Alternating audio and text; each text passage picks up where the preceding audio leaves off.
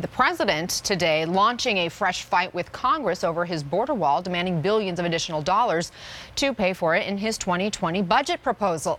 A White House official tells CNN President Trump will ask lawmakers on Monday for at least $8.6 billion in new wall funds in that proposal. And I want to remind you, that's roughly $3 billion more than Trump asked Congress for just a few months ago, and lawmakers said no. The standoff led to the longest government shutdown in U.S. history before the president eventually declared a national emergency to try to get the funds. Let's bring in CNN's White House correspondent, Boris Sanchez. Boris, where exactly does the president plan to get this money? Where are the funds coming from? Is he having to rob Peter to pay Paul? Well, Anna, some critics certainly feel that way. This budget calls for a 5% reduction in spending from all federal agencies except those tied to defense. The president actually wants a $35 billion increase in defense spending from last year, and he's specifically asking for $8.6 billion in funding for his long-promised border wall. It's actually the first time the Trump administration is asking for border wall funding from more than one source. He's asking for $5 billion from Customs and Border Protection and another $3.6 billion from military construction funds over at the Pentagon. And he's asking for an additional $3.6 billion basically to reimburse money that he's spending through his national emergency declaration. The president essentially trying to ask Congress to approve of money that he went around them to spend. Democrats aren't very happy about this. Leadership in Congress, House Speaker Nancy Pelosi and the Minority Leader Chuck Schumer put out a joint statement. They write this, quote, President Trump hurt millions of Americans and caused widespread chaos when he recklessly shut down the government to try to get his expensive and ineffective wall, which he promised would be paid for by Mexico. Congress refused to fund his wall and he was forced to admit defeat and reopen the government. The same thing will repeat itself if he tries this again. We hope he learned his lesson. So both sides are gearing up for what will be a nasty fight, one that could potentially lead to a third government shutdown within the Trump presidency, Anna.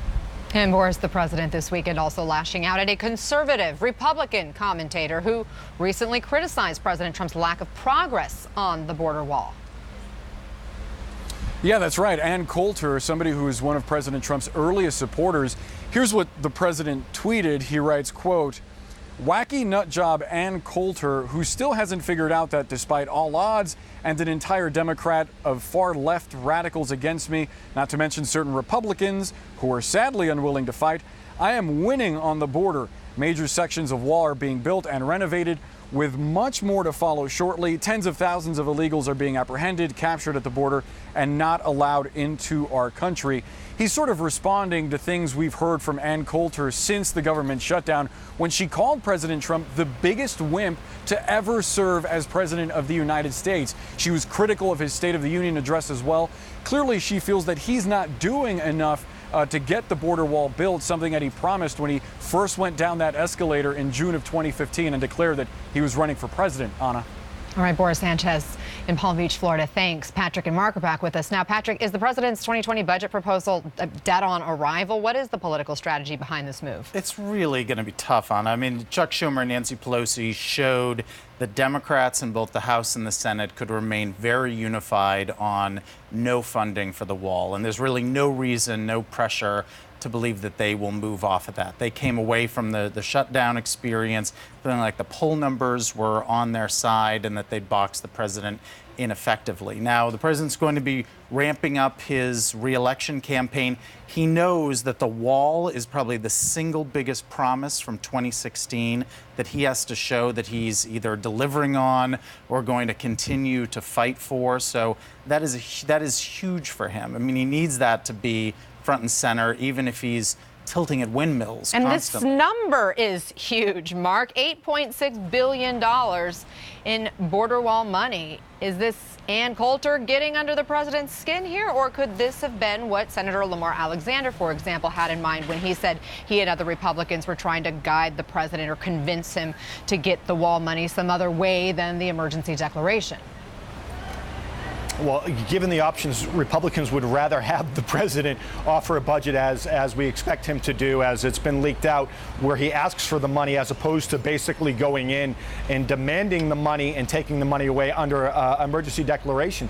This is a political problem for some Republicans, especially when they're running in 2020. The president has taken money using this emergency declaration in a very questionable way. Now, he's not going to get the money that he's asked for in this budget. Democrats control the House. They have enough votes in the Senate to try to stop stuff from going through.